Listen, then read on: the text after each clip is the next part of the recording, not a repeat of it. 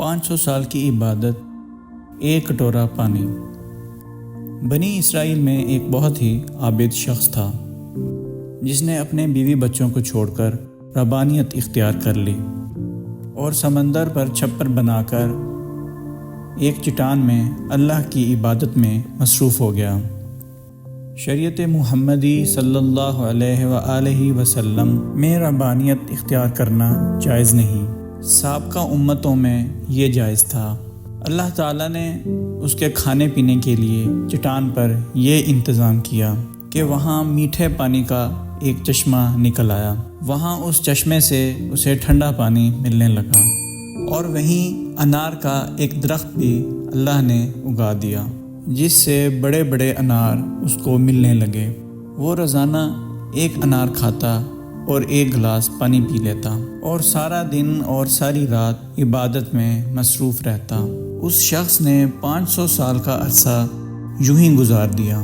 جب اس کے انتقال کا وقت آیا تو اس نے اللہ سے دعا مانگی، اے اللہ، میری ساری زندگی تیری عبادت میں گزری ہے، اب میرا آخری وقت آ پہنچا ہے۔ میری خواہش ہے کہ جب میری موت آئے تو میں سجدے کی حالت میں ہوں، اور میرے بدن کو تو تا قیامت محفوظ رکھنا، تاکہ جب میں قیامت کے روز اٹھایا جاؤں تو میں سجدے کی حالت میں اٹھوں۔ اللہ رب العزت نے یہ دعا قبول کر لی اور سجدے کی حالت میں ہی اس کا انتقال ہوا۔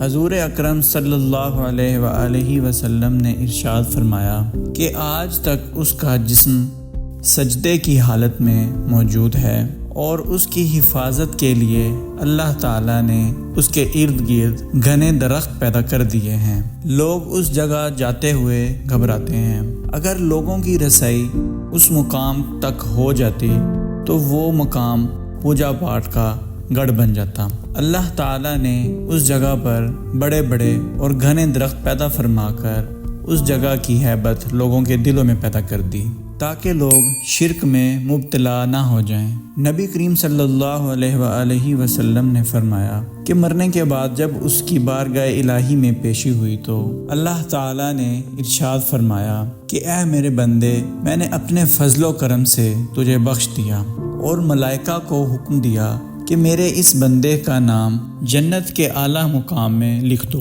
اس عابد کے دل میں خیال پیدا ہوا کہ میں نے 500 سال تک عبادت کی، بیوی بچوں کو چھوڑ دیا اور ساری دنیا سے بے نیاز ہو کر سمندر کی چٹان پر بیٹھ کر اللہ تعالیٰ کی عبادت کی، اور آج اللہ تعالیٰ نے کہہ دیا کہ میں نے اپنے فضل سے تجھے بخش دیا، تو میری وہ عبادت کہاں گئی؟ کم از کم میری دل جوئی کے لیے ہی کہہ دیتے کہ تیری نمازوں، تیرے روزوں اور تیری عبادت کے عز تجھے بخش دیا، بلکہ اس قدر عبادت و ریاضت کے باوجود کہا جا رہا ہے کہ اپنے فضل سے تجھے بخش دیا، گویا میری ساری عبادت بیکار گئی۔ اللہ رب العزت جو دلوں میں پیدا ہونے والے خیالات بھی جانتا ہے، اس نے فرشتوں کو حکم دیا اسے جنت میں لے جانے کی بجائے اسے جہنم کی طرف لے چلو، لیکن اسے جہنم میں داخل مت کرو، اسے جہنم سے 500 میل کے فاصلے پر رکھو تاکہ اسے جہنم کی آگ کی تپش محسوس ہو۔ فرشتوں نے حکم کی تعمیل کرتے ہوئے اسے وہاں پہنچا دیا۔ ایک دم جو اسے جہنم کی تپش محسوس ہوئی تو بلبلا اٹھا اور پیاس پیاس پیاس پکارنا شروع کر دیا۔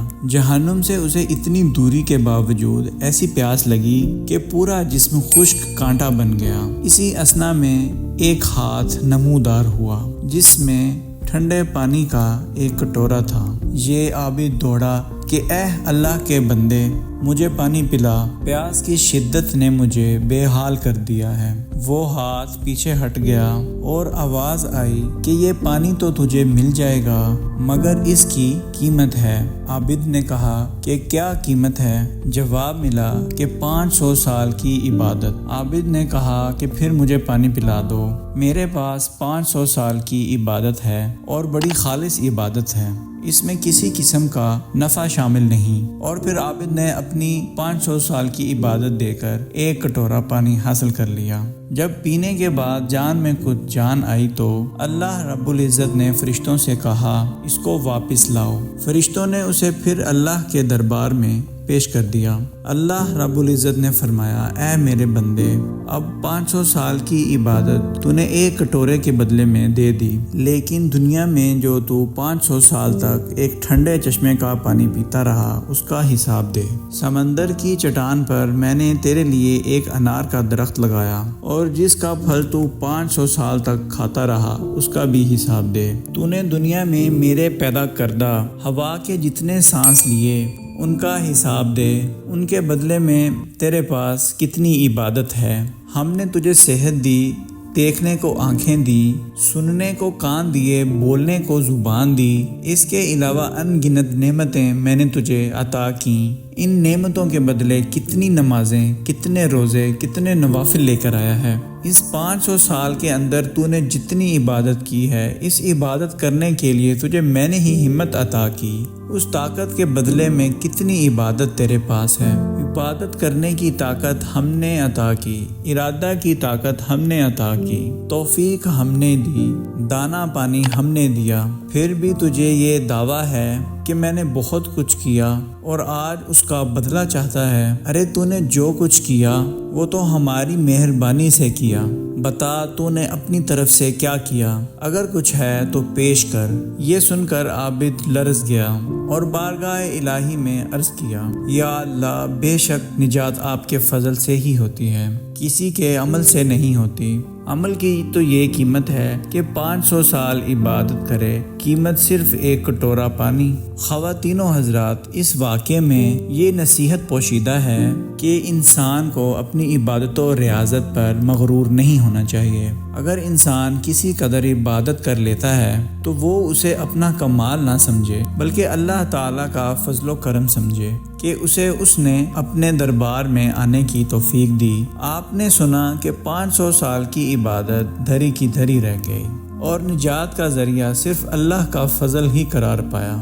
اللہ کے فضل کی علامت انسان کا نیک عمل کرنا ہے۔ نیک اعمال اس حقیقت کو ظاہر کرتے ہیں کہ اللہ تعالیٰ کا اس بندے پر کتنا فضل ہے، ورنہ اسے ہماری عبادت کی ضرورت نہیں۔